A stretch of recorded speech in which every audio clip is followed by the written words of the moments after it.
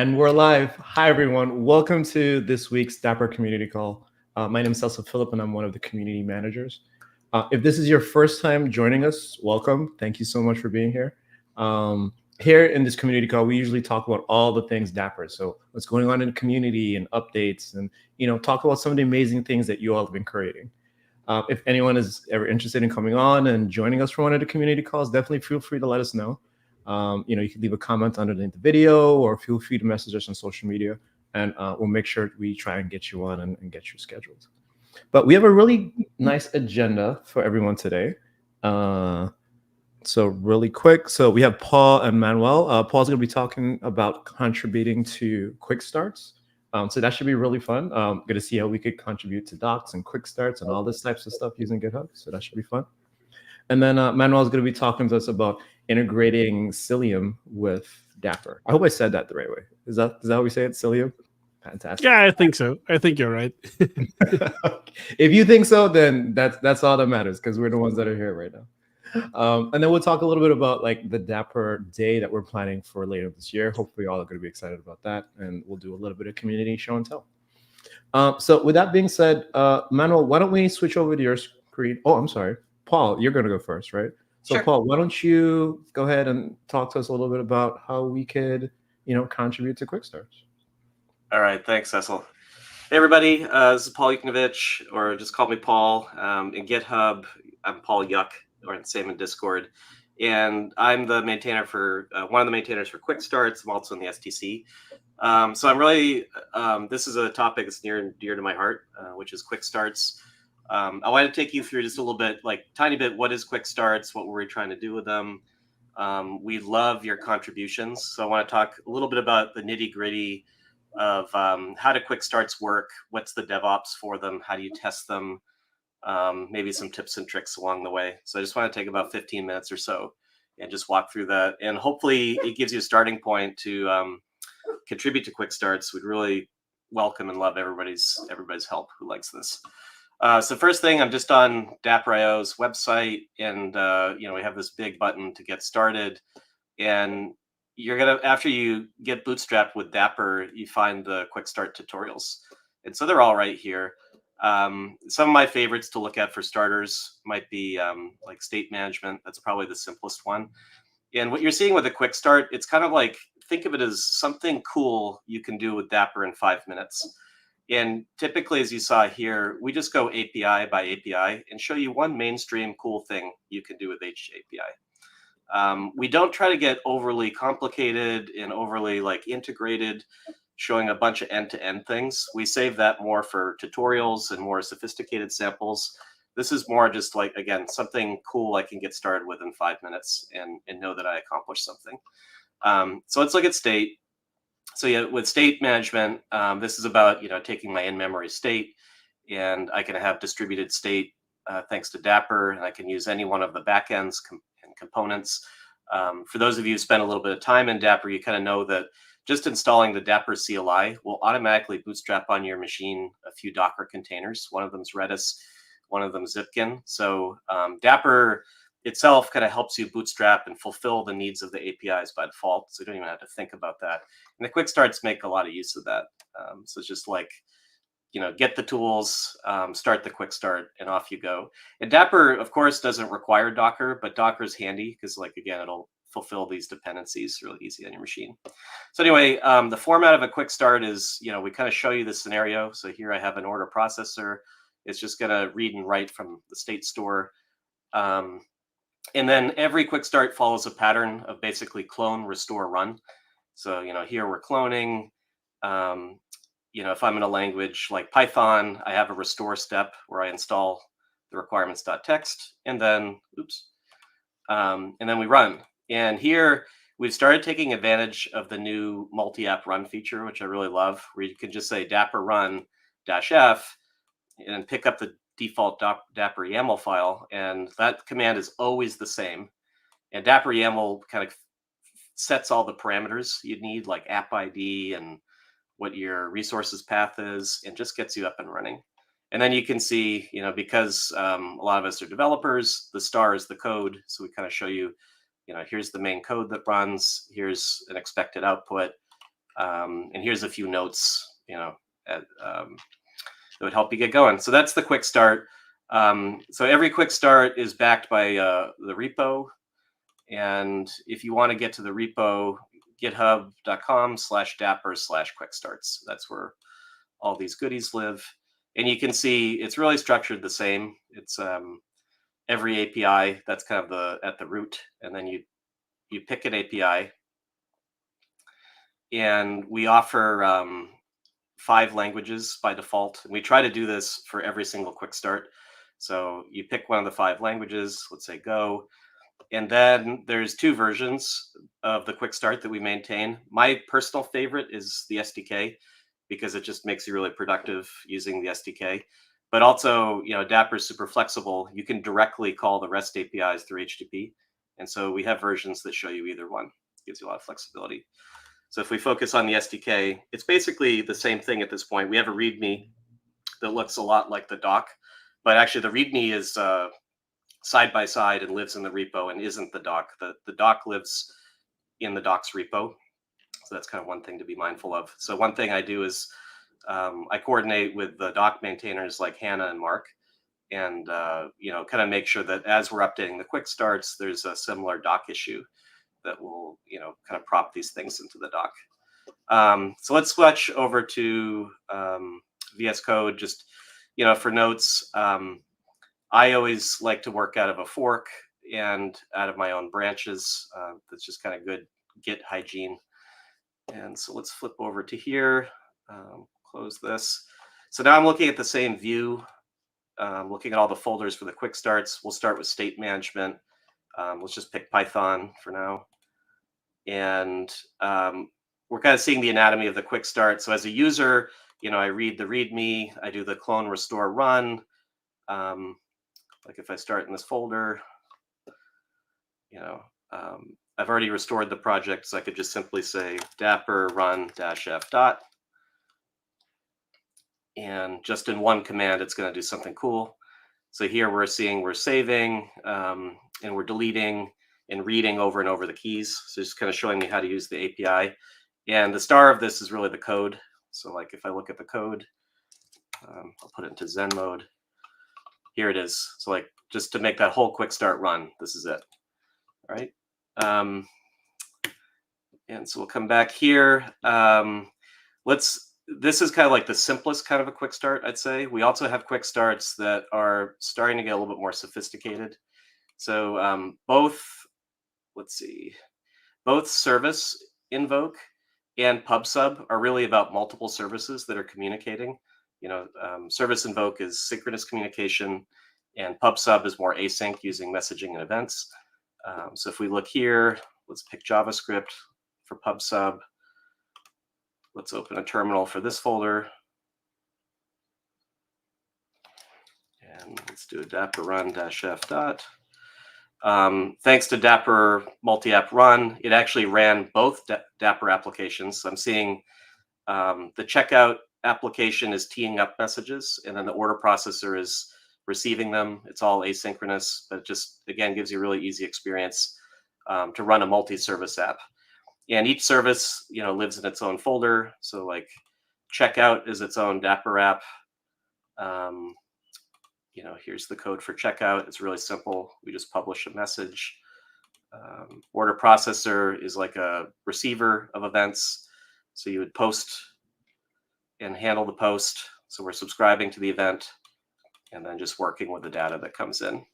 So again, it's meant to be really simple stuff and just kind of get you going. So that's like a quick overview of what the quick starts are. Actually, I'll show you one more. So I showed you single service, I showed you multi-service, and then I'll show you what I'll call like a fancy service. Take something like a workflow, where you're going to kick off a workflow. It's going to run a bunch of activities in a sequence, and it wants to get to the end.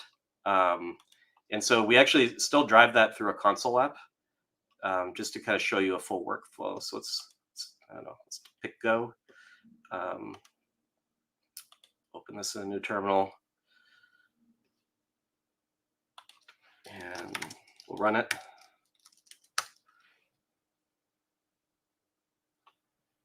In this case, we're going to kick off a workflow orchestration.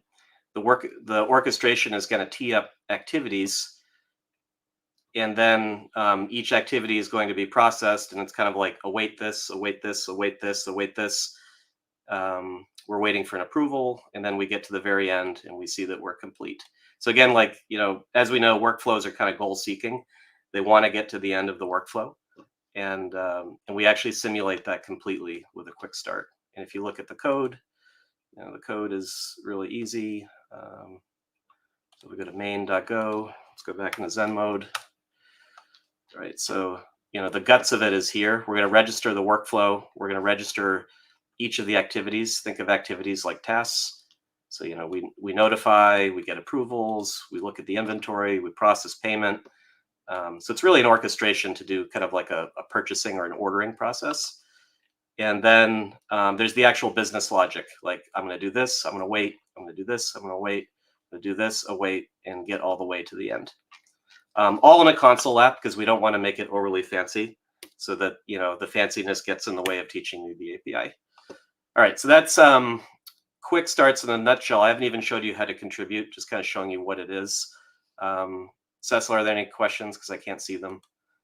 No questions yet. But Okay. yeah, I'll keep monitoring, and if anything pops up, I will let you know. That means either we need more coffee or I need to be more interesting. So all right. So let's talk a little about contributing. We've actually been taking a number of community contributions, which is awesome. I think building a quick start, like, this isn't the most complex app you'll ever build. It's meant to be pretty easy. And so there's just a few tips and tricks that make it easy. I will say the trickiest part is actually testing. And if I think about my own toil and my own pain, or where I work with folks in the community, it's usually how to get the tests work. So I'm going to spend probably the most time on that. But let's look at, let's look at our simplest kind of quick start. So I'm going to go back to state management, and let's just pick a language. Doesn't matter which one. I do ask that in the fullness of time, we do try to contribute every language to a quick start. Because Dapr is really meant, it doesn't matter what language you use, Dapr is open to everyone. So I like to reinforce that in the quick starts. But anyway, we'll focus on Python. We'll look at the SDK. Looking at the anatomy of this, so like, usually we have a folder that actually has the app. The app is, of course, a working app.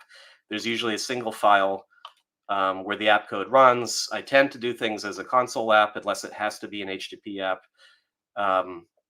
Again, it just keeps it simple. It actually makes it easier to automate. And then we try to include this Dapr YAML file, or basically the multi-app run. So you just save the parameters in here. You set the resource path. The resource path is usually always the same. So we have this kind of global resources folder for all the quick starts. So just use that one. If you need to have different resources for each API, just root it at the API. I think, yeah, that's actually what I did for state management. You can see we define the state store here. And when you can, try to just take a dependency on what's built into Dapr itself. So I'll try to always use Redis and Zipkin, but things may vary. Like, if you look at the bindings quick start, we actually take advantage of PostgreSQL. And so part of what this thing does, it'll bootstrap a SQL container and make use of that. I would do that by exception only. All right, and so we go back to here. So you've got your Dapr YAML file, and as I kind of showed here, now you can just basically self-test. Like, step one is, can you self-test with a Dapr run? You definitely want to get to there. That's kind of your first hello world. And then it's really easy. Just copy the make file you see in the other folders, this one, to include Docker make and validate make. Just include that in the folder. That's actually really all you have to do for our test infrastructure to pick up that this folder should be tested. And these make files are defined at the root. So if you look at the make file, we have you make validate, and make validate is going to run the tests. And the tests use something called mechanical markdown. One of the original kind of founding maintainers made a really cool tool called mechanical markdown. I'll kind of speak to that in a second. But this actually makes it possible just to say make validate in any folder, and all the tests will actually happen, and you can kind of self-test that locally before it even gets into the repo and before CI/CD pipeline kicks in. Actually, maybe I should just show that now. So let's go to, try not to get mixed up here. So we're back in state management. Okay. So if I do a make validate, this is going to run. Now what that's actually going to do is it's going to take the README itself. Oops. And the README itself has its own comments in it. And these comments are actually like its own test workflow. So anytime you want to have a test step run, you have something called step. And the step can do nothing, but more often than not, it'll name what the step is, and it'll look for some expected output from the console. And I try to keep this as simple as possible. The more fancy you get, the more kind of flaky and brittle your tests will get, trust me. And we try to do basically a match condition, like, hey, when this step runs, here's the expected output. And we have a few flags, which are nuanced, but usually we run in the background, usually have a little bit of sleep because the automation can run incredibly fast and you want everything warmed up before it happens. But basically what this is saying is, okay, everything between this step, it's going to take the actual terminal commands from the dock itself, and it's going to run them. So the really cool thing is, like, the dock or the README for the quick start is the test.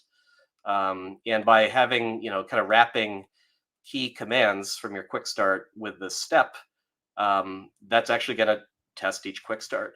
So one kind of cool thing is not only do we keep, maintain, like there's literally hundreds of these quick starts if you think of all the permutations. So not only do we kind of maintain and prevent regressions using this is actually kind of a bit of an end-to-end test of Dapr itself.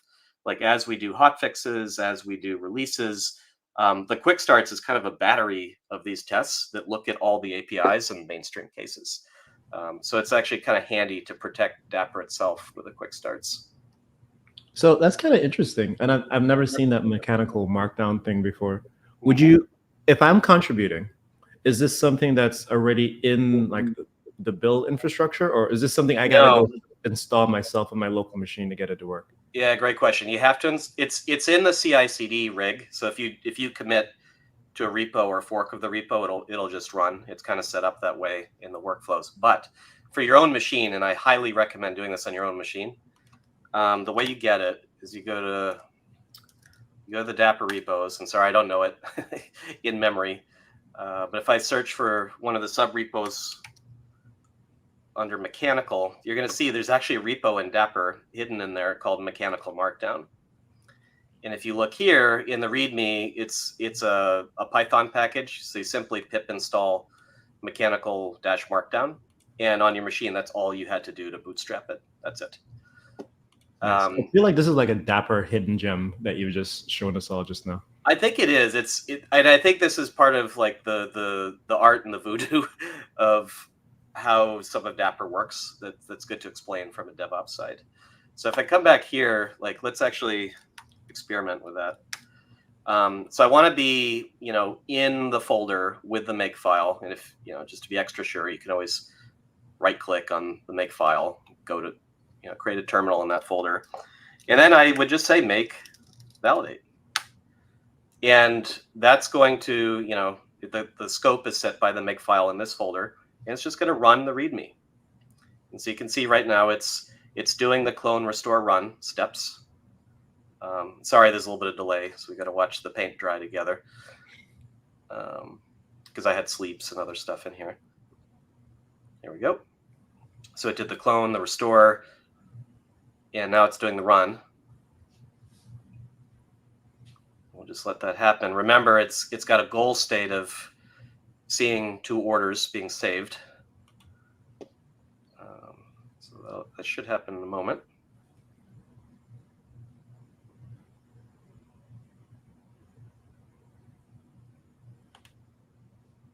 Where's our cool music, Cecil? Dude, I can sing, but I don't know if you really want me to. I might scare people away, so I'm not gonna. Okay. I'm not gonna sing. But while we're waiting on this, I do have a couple questions I did want to ask you. Sure. So right now, like you're showing us what the actual like contribution process is like. Yeah. Is there like a pre-process? So can I just contribute a quick start, or should I open up a Yeah. GitHub issue first and have a conversation? Like how do we get Great started question. first? Yeah, I think so. One thing I think, like any open source, it's always kind of handy just to look at the issues and see if there are things marked as good first issue or any of the issues. To get your feet wet, I would recommend start here and just fix a bug or take one of the requests and just do it, just to get your feet wet, kind of get warmed up doing it. I would prefer that if you want to make a whole new quick start or like radically change it, that you make a proposal. I'd prefer it, because the risk with open source is always like you work so hard and then maybe you take some time convincing the maintainers to take your work. And I'd rather not do that. I'd rather just make a proposal up front. We get on the same page and off we go. Okay. And but there's plenty of work here. I mean, there's plenty of places to chip in, but definitely be creative. And if you see something that's not there, we'd love it. And even one thing that's, I think, on our wish list is we could have more Kubernetes enabled versions of quick starts. So if you're like passionate about that, that would be a good spot. And I think what would be a good thing to do in this space as well. So one, you mentioned folks could come in and they could see what some of their existing requests are, or they can open their own issues of like, here are things that I'd like to work on. Yeah. But also they could say, hey, well, I'd like to see a quick start that looks like this, maybe. And then that could also be a conversation, right? So even contribution doesn't necessarily have to mean you have to build the thing yourself, as much as we'd love for you to do that, right? Like you can also just, give us ideas about like, what are some of the other topics that you want to see? Like maybe you want to see a quick start on Dapr and Cilium. Maybe that's the thing that folks want to talk about, right? And so now that could be a conversation that happens within that space. Yep. Yeah, I'd love to see that. And I think there's different. Quick start's got a pretty high bar, because I'm going to protect the quality of main like crazy and make sure all the tests are running. So we got to make sure that it's pretty solid when it goes in. And I do, ask that we cover all the languages. So it's a bit of a high bar, even just to do one thing. But I'd say go for it, propose it, and we can help you find the right place. Because we've also got like, if you see in here, there's like tutorials where you can do more nitty gritty specific things. We also have a samples repo. So even if it's not a quick start, we'll kind of help you find the way to contribute. Gotcha. But definitely don't hesitate. Like, please propose it. Gotcha. Wow, and I don't know what's going on here. I think my testing has some anxiety, or something I'm not thinking about is going on. Let me just check this. Yeah, and then while Paul is doing I that, have too many services running. Yeah. But make validate is what you do, and it's going to basically come back green or red. And so, like, your best friend is to test things locally before you try to commit it. Once you commit it, it's going to go through CI. Let me talk a little bit about that. So, this is just a GitHub thing, but we use GitHub Actions. There's this .github folder, a couple key things in here. There's an environment folder with an env file, and the env file sets up some kind of key parameters. Like in the main branch, we're going to always test with the latest stable. So I even should go update this to .1. But basically, we'll bring you to the latest hotfix level of Dapr that's stable, both the runtime and the CLI. And then, any other environment variables. Like we actually pull images from GitHub container registry, which is a little bit more forgiving on throttling versus, let's say, Docker Hub. So we set some of that stuff here. And as we maintain, like I make release branches, and let's say we're working on 1.15, we'll have a 1.15 release branch. These things will be overridden, and that's where we start contributing, new APIs with new quick starts. And then, the star in CI/CD for GitHub are these workflow YAML files, and these kind of have a one-to-one mapping with what you see in Actions. So let's take build. To do a build, everything gets built. It goes through that CI. And if I look in Actions, we see build quick starts. right? And that's where all the builds and the Docker images get published if we need some. If we go back to code, the more interesting one. So we were validating Python, right? So here's where the Python tests run. Let's kind of drill into one. So remember how we were showing steps. So each kind of DevOps task is first a step. So we kind of set up the environment. We get the tools. We get this is a language specific test. So it'll get the version of Python that we recommend. Like we do use containers. So we have Podman in this case. We get the latest Dapr CLI. We kind of get Dapr initialized. And then the actual part where your code comes in is this actual validate step. And if you remember, we kind of had those steps in the mechanical markdown.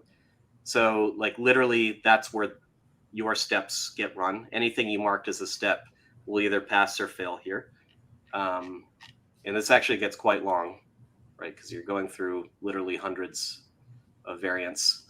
And that's kind of the guts of that. If you want to be extra fancy, you could kind of stare at the YAML. A lot of it, again, to me is kind of DevOps in nature. It's like setting up the environment, taking the environment variables and setting them, making sure it's all good to go. And really the part that you need to care about is the fact that on line 116, it calls make validate. And make validate is the same thing you did on your own machine, right? It's kind of going through the stack, all the different variants, the HTTP, the SDKs, the languages, and in the end just calls make validate, which is exactly what we've already done on our own machine. It came back. To validate that things are good. So again, just to kind of summarize, just follow the same folder structure. Make sure you have a make file.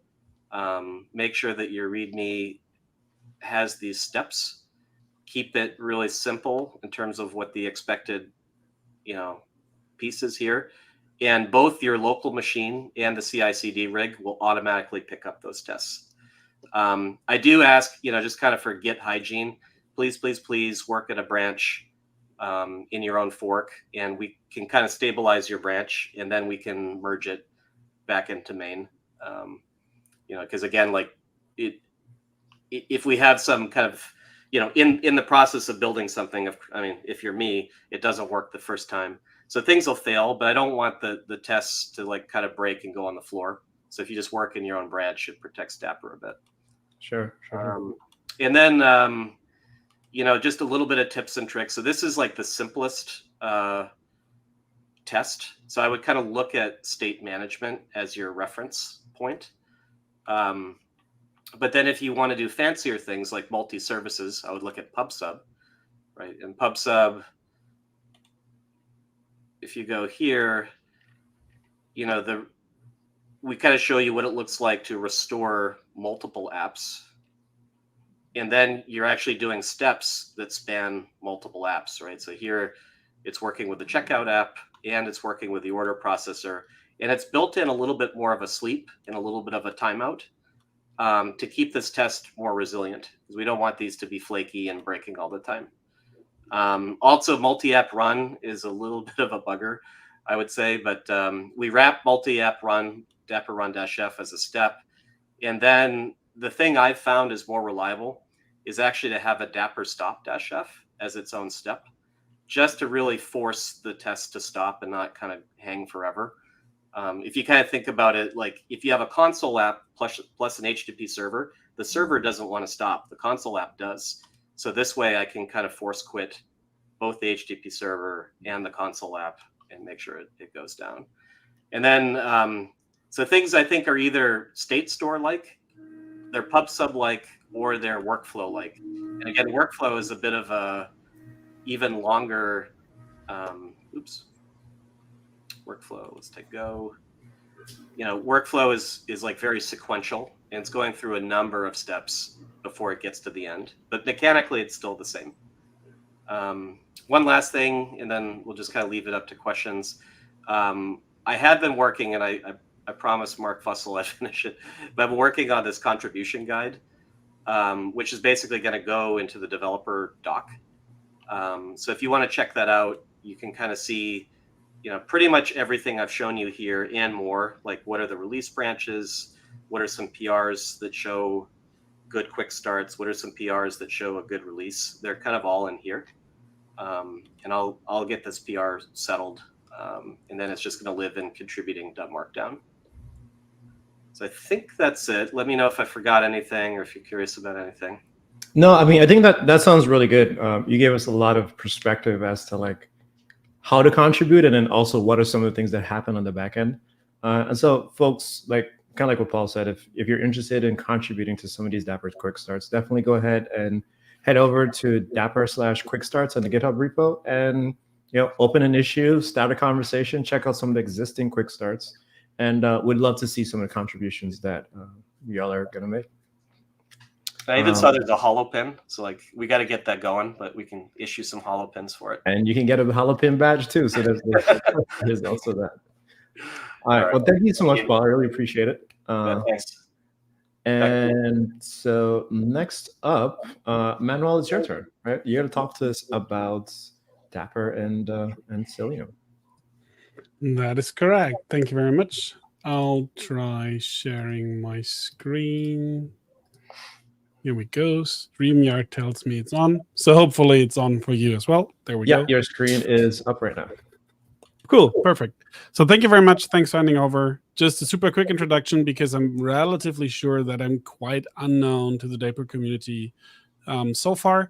My name is Manuel. I'm a traffic maintainer for about 6 years or something like that already, and I'm recently dedicating some real time, let's say, on Dapr, because I just like love how that whole thing unfolds and all the greatness Paul already touched on, and that's why I started playing with it and trying to figure out further things and potentially advanced use cases to figure out how Dapr reacts in that scenarios, how it behaves, what's potential integrations, and all that sort of thing. And by doing so, I came onto the point that I figured, and that is like a big used Googled questions, at least Google Stats tell that, is Dapr a service mesh? And as we all know, it's not, but that sparked my interest into how can we potentially combine things here to unfold even more capabilities. And that's what I want to quickly talk to you about. So first, just a super quick service mesh 101, just to like get some ground level understanding. Then some differences between sidecars and sidecar-less meshes, because that's what like the industry in itself is going for. A quick versus Dapr versus service mesh, just to settle that question potentially once and for all. A quick look at Dapr shared. Salaboy already did a good explanation at the Dapr 114 release party about that, but since it's like a close topic for that, we'll touch on that very quick. Then a quick introduction to Cilium, and then hopefully a demo, which hopefully works out. Let's see. Like usually something fails, but yeah, let's see how that goes. As Sissel already said at the beginning, if you have questions up front or in between, just shoot them. I'll try to answer them as we go. As we are a bit time constrained, I might leave a detail out or two.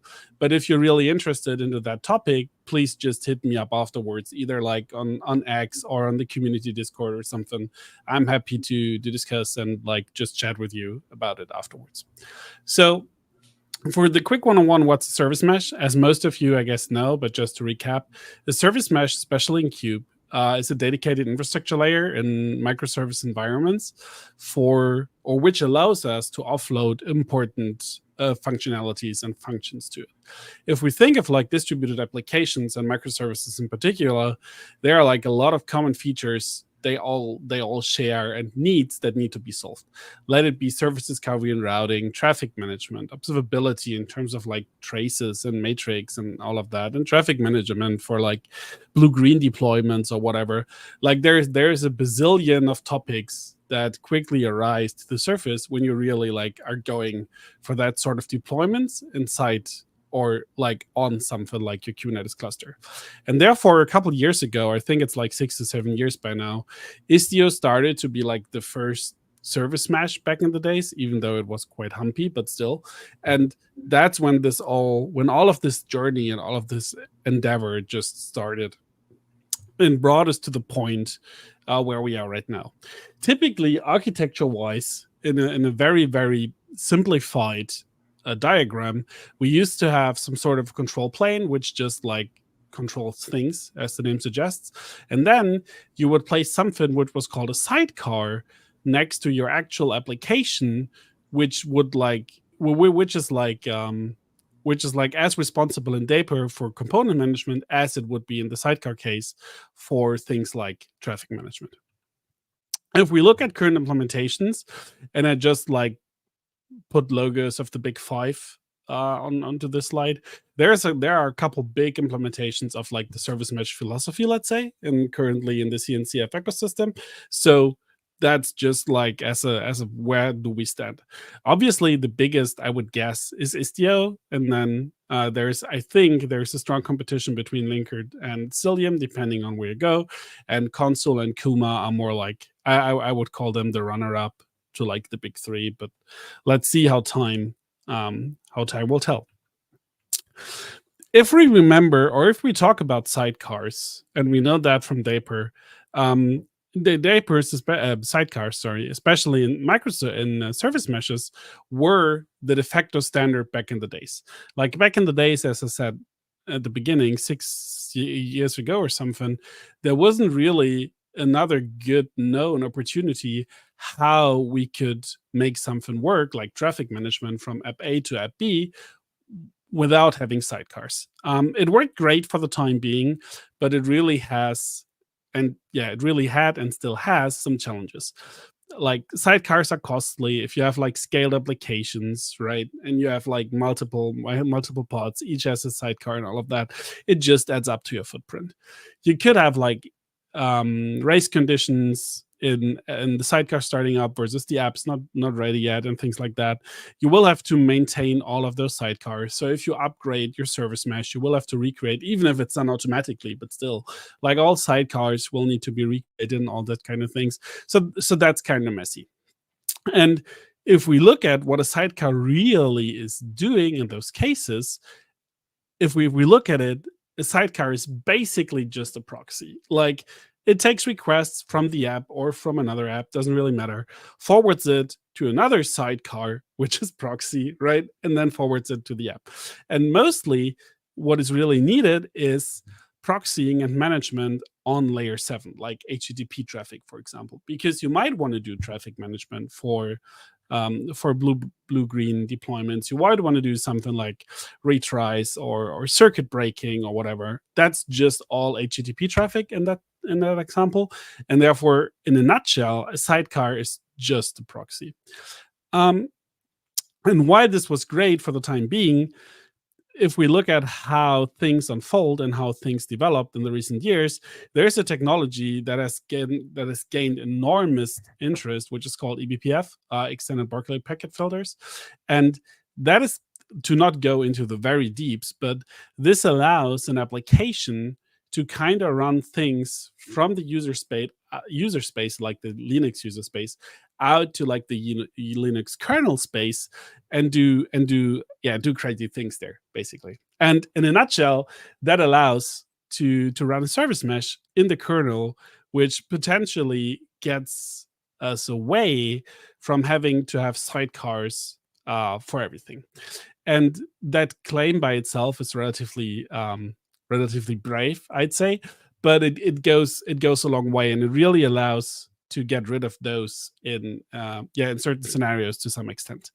If we want to look at that, how this then looks from like a Kubernetes architecture point of view, if you have multiple nodes and you have apps on those nodes, rather than, as you can guess, having a sidecar attached to each and every app, there's like one component per node, which is responsible of doing service meshy things.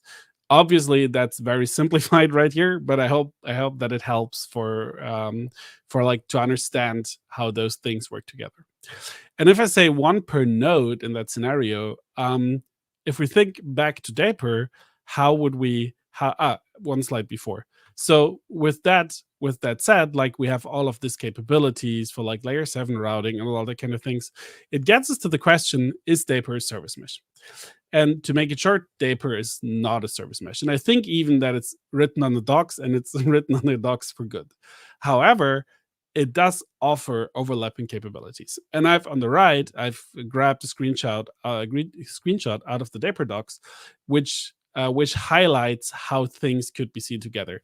And I actually think that's quite a good view on how to see it, because Dapr by itself focuses on the building blocks that you need for like building distributed applications, right? That's like, as Paul already said in his in regards to quick starts, that's like developer centric. Like developers want to build and craft distributed applications, and they need to use certain building blocks to get that applications up and running quickly. On the other hand, a service mesh goes into the inner weeds of networking, right? Like it cares about how traffic is routed, circuit breakers, resiliency, all that kind of things. And that's in like today's companies and like worlds, that's not really a developer thing. That's rather an operator thing. So the service mesh kind of offers capabilities that the operator would care about and potentially configure. And Dapr by itself is more on the developer end, providing all those building blocks. However, they can work together pretty nice. And if we talk about sidecarless, which is what I said at the beginning, what the industry is going to, we're pretty close or pretty quick getting into Dapr shared, because as you all know, Dapr by default deploys a sidecar to each and every Dapr enabled application, and Dapr shared allows to break that up, because Dapr shared introduces an alternative deployment model where you can deploy your Dapr instances either as daemon set or deployment. Just for the super quick recap, daemon set in Kubernetes means one replica of this given application per node, and the deployment deploys it based on your scale requirements, like how many replicas do you want to have and things like that, and then it just starts scaling them out. And by having this alternate deploy model, it actually allows to decouple the life cycle of the sidecar, because it's not a sidecar anymore, right? Now it's like its own instance of the actual instance lifecycle. Like your app can scale down, can scale up, whatever. It doesn't matter for the one instance of Dapr shared running for like this one Dapr app, if you want to call it like that. And this flexibility in combination with things like a sidecarless service mesh allows for great integration, because then, since you have like both worlds covered, you can really start and combine things so that you can take full leverage of the capabilities that a sidecarless service mesh offers you, and at the same time you can also take usage and take usage of all the Dapr building blocks like PubSub and all the other things, because they just work together really great in that scenario. If we look at Dapr shared, in case you might not know it, just like a super quick recap, and this is also grabbed from the Dapr docs, you have your pod, which now just is your application, like your code you're working on. And then you have your Dapr shared instance, which could be a daemon set or a deployment. In that diagram, it's a daemon set. And then in this daemon set, you have one pod with like one instance of Dapr-D. And the pod uses a Kubernetes service of type cluster IP to get the request in and get them out to Dapr. So it is still like the regular flow that we know, like a pod calls a sidecar, but in that scenario, it's not a sidecar. It's like its own thing, managed and deployed, which allows for this integration and flexibility. And if we look at sidecarless service meshes, the first you will stumble on is Cilium. Cilium offers a great implementation of a sidecarless service mesh since I think 2.5 years by now. And as you can just see on the right, where I just like grabbed a screenshot of their docs, it's providing a lot of functionality, probably way more than you will need in like your day-to-day work, but still, it's the foundation of what we are talking about.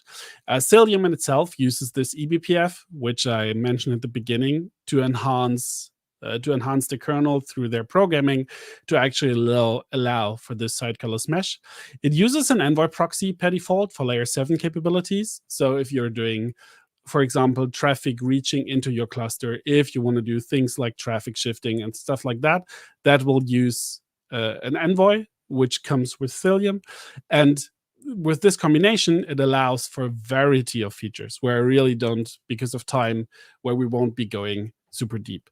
The cool thing about Cilium is that it's not only a service mesh by itself, it also covers the ingress part from your Kubernetes cluster. So you can also use Cilium to get like traffic actually into your cluster by either utilizing Kubernetes ingress resources like the old way, or the new Kubernetes Gateway API, which is like the new Ingress v2, if you want to call it like that. But like by using Cilium, you can basically cover most, like the very most of all your networking, for all your networking requirements. So with that being, with the foundation set for, we do know now what a service mesh is. We do know sidecarless versus sidecars. We do know what Cilium is. How do, like, where do we go from here? How can we Daperize all of these things? And it was surprisingly, to me, surprisingly, maybe not for you, but for me, it was surprisingly, it was really easy to combine them and Daperize that whole thing.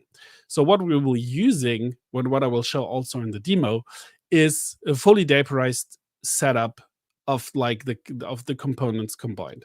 So that means that we have a Cilium gateway, which sits in our cluster, which is like the way into our cluster. So if we like publicly call a URL and FQDN, the request will first hit the Cilium envoy instance. And then, rather than the gateway directly going to the service, we have a Dapr shared instance, which is deployed as a daemon set, which are called Ingress Dapr. So the Cilium gateway will call this Dapr shared. From here, this Dapr shared will do a service invocation against the Dapr shared of my Who Am I app, which is like my default dummy application, right? And from there, it will call the actual Who Am I service and will then go into Who Am I v1 and v2. Because of the gateway API, we can do things like traffic splitting, which by itself would not be part of the feature set of Dapr. All right, with that being said, let's try to look at things potentially working. I gave my best to test it up front, but yeah, let's see about that. So let's head into the fun part. So what do we have? I have a simple K3s cluster just on some machines. Nothing really crazy. As I said at the beginning, I have this gateway sitting on top, and I have configured it using Gateway API. So this is taking care of all my ingress traffic. And then I have, maybe I should restrict it on the namespace so it's not as noisy. Sorry about that. Name, I'm too bad to type. Here we go. Then we have the two, or like, then we have the both Dapr shared instance. You can see this one has two replicas because, as I said, it's deployed as a daemon set. Then we have a single instance of the Dapr shared instance for Who Am I, and then we have two replicas of Who Am I v1 and Who Am I v2, which will be answering my requests. If we look at the configuration for the ingress part, to not go into crazy details about Gateway API because that would be a totally separate talk by its own. But what we need to look at for today is that it routes, or it first listens on a specific host name. In my scenario, it's whoami.cloudnative.rocks. We are giving it, or we are telling it to listen for everything starting with a slash. And if the request comes in starting with a slash, we want to forward that request to a service which is called Ingress Dapr. And if you remember, this is the Dapr shared instance that is handling my ingress traffic. And then I want the URL to be rewritten to be the well-known format of Dapr HTTP of Dapr's HTTP API. So we are telling the Ingress Dapr shared instance that we want to do a service invocation against the specific service. So that would allow us to just use the regular service invocation. But what I said a couple minutes ago is that we also want to do some sort of traffic splitting, and luckily Gateway API also enables us to do that. So in here we can configure that for the service Who Am I, we want a traffic split for Who Am I v1 of the weight of 50 and Who Am I v2 also of the weight of 50. So what we are expecting is that if we are issuing a couple of requests against Who Am I Cloud Native Rocks, some of them will be visible as v1 of our app, and some others will be visible of v2 of our app. To not overstretch things, we'll issue the first request. We see this has been issued against v2. We can also see that that it goes through the chain. So far so good. And if we do it again, we see that now this is going through v1. So the traffic split by itself is working, which is pretty cool. What we can also use Cilium for, and I'll make this a bit bigger here, is, and I briefly touched on this, we can use Cilium for something that's called policy enforcement. So what Cilium offer is something that is called the Cilium network policy. So let's look for that. And with the Cilium network policy, you can actually restrict what sort of apps and Dapr apps in that scenarios are allowed to talk to each other. So we can allow our gateway, and that is like a reserved keyword in Cilium, which is called Ingress, to talk to its Dapr shared instance to forward the request to. And by enabling it with this one endpoint, it would deny everyone else from using this Dapr shared instance. So only the Ingress is allowed to talk to this Dapr shared. And by using the same mechanics, we can also use the same mechanics to allow the Ingress to talk to Who Am I. And so we make sure that only the Ingress can talk Who Am I rather than whoever else. There is a couple of other things that you can use Cilium for, but I don't want to do because of just like time constraints. What we can also do is we can use Cilium to redirect the traffic to make sure that, since we have the two replicas of our Dapr shared, right, and we have two instances running of Cilium Envoy, so we could come in a scenario where Cilium Envoy would not talk to the Ingress shared on its node. So we can use Cilium local redirect policies to make sure that that traffic is not leaving the node, which is important, right? Because we want to have MTLS encryption between our sidecars and things like that. So making sure that traffic stays unencrypted only on the node is probably more acceptable than having unencrypted traffic leaving the node. And Manuel, just to jump in really quick, because we actually did have that question asked by someone in the chat. So I wanted to make sure that we addressed it since you already started to talk about it.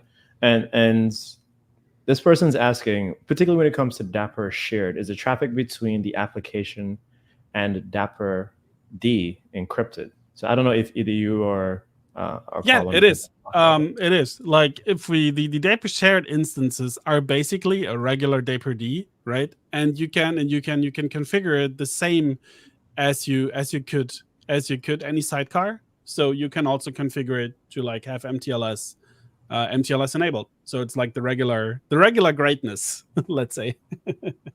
Nice. And then one other question really quick before I let you get back to it. So would Cilium and Dapr work together in a Docker Compose stack? No, because Cilium by itself is like 100% Kubernetes focused. So it needs Kubernetes to run on. And therefore, unfortunately, it won't work in a Docker Compose stack. So sorry about that, Caleb, but there's your answer. Yeah, sorry about that, but nothing I can do about it. All right, just checking in by the clock. It's close to an hour, so I will stop right here.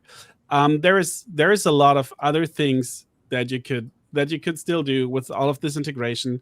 I'm talking with Boy and other engineers here on the Dapr community as well, because there's a lot of things how we can make the combination even better and more powerful. And yeah, I'm happy to discuss that with you. If you have questions, if you have feedback, just hit me up on X or Discord or whatever. Thank you. Awesome. So thank you so much, Manuel. And again, like you mentioned, if anyone has any questions about Cilium or how Cilium and Dapr work together, or if anyone wants to see some Cilium and Dapr quick starts, maybe definitely feel free to reach out to him and let him know. Or you could always open up an issue on our repos. Now, really quick, I'm going to give a quick update on Dapr Day. And so for folks that may be hearing this for the first time, on October 16th, we're going to be celebrating 5 years of Dapr. Seems like just yesterday, but yeah, Dapr is going to be 5 years old. And so we're going to have a really nice community day. It's going to be live streams across our various channels. And we're going to have a collection of speakers and a lot of fun activities for all of you folks, the Dapr community, to participate in. Very happy to announce that we're going to have Mark Rosinovich as our keynote speaker. Mark's been a Dapr fan and very much involved in the project for a long time, so definitely happy to have him there. And then also our CFP has officially closed. And so right now we're in the process of just reviewing some of those different submissions, and we're hoping to get a schedule up to you folks soon. But again, feel free to go ahead, save the date. Dapr Day, October 16, 2024. Dapr is going to be 5 years old. So definitely make sure you are, you save the date for that. All right. We have a whole bunch of blog posts. We don't have a lot of time, so we'll just skim through these really quickly. Prashant has a really nice blog post talking about how to use state management with Dapr and C#. Definitely recommend you check that out. There's another post of part of a series from TechGeek. This one actually is a little bit Java focused. I'm talking about things like Spring Boot and things of that nature, how Dapr kind of compares and fits to that world. So that's a good one for you to take a look at as well. And then we have some other ones from Nanesh and Mark talking about like the 1.14 release. And then, oh, look at that. There's one on service meshes from Fernando. We were just talking about service meshes just now with Cilium. So again, lots of amazing and really great blog posts coming out. We also have a lot of video that came out. Apparently one of them is unavailable, so we're going to have to make sure that is available when we post these slides. But, Will Valita has been doing a really nice Dapr series on YouTube. I think he's up to 3 or 4 videos right now. And in this latest one, he talks about how PubSub works in Dapr. And then, on open source days on the GitHub channel, I believe Mark was there, and he was just talking a lot about Dapr and, a lot of the history about the project, things of that nature. With that being said, nope, I don't want it to play. Please don't play the video. I'm trying to get it not to play this video. There we go. All right. We also have a lot of social media posts, a lot of folks on Twitter talking about some of the amazing things they're doing in Dapr. Some of these are not in English and I can't read them, but I hope that you can, and definitely recommend if you folks go ahead and check that out. Badges. We love badges. We were actually just talking about badges not so long ago. But if you contribute to Dapr, whether through the quick starts, through writing a blog post, through helping update the docs, we have community badges that you could win. I guess win is a good way. You can acquire just by being a part of the Dapr community. So if you're interested in helping out and supporting us like we do, we'd be very happy to give you one of these. And again, because we love badges, just for showing up today, if you scan this QR code right now on your screen, you'll be able to get a Dapr community supporter badge. You don't have to do anything for it. You don't have to send in PRs or anything of the sort. Just scan this, and then you'll be able to get this badge that you could display this on your GitHub or your LinkedIn or wherever you want to let folks know that you are a supporter of Dapr. And again, folks that are new, if you first time that you're coming over to our community call, definitely thank you so much for being here. Here are some places that you could go to continue to be involved with Dapr, right? The official Dapr website, the YouTubes, the GitHubs, our Discord channel is very active. So if you have any questions that you want to ask, we usually recommend folks go in and ask Dapr questions in that space. You know what I mean? And then obviously we have our Twitters and other social media places as well. So with that being said, thank you all for coming. I really appreciate you, coming and joining us for this week's Dapr community call. We do these every 2 weeks. So in 2 weeks from today, definitely look out for the next one. And let us know what cool and amazing things you're building with Dapr. Thank you so much. And thank you to our speakers for joining us. And we'll see you all next time. Bye, everybody. Bye-bye. Thank you very much.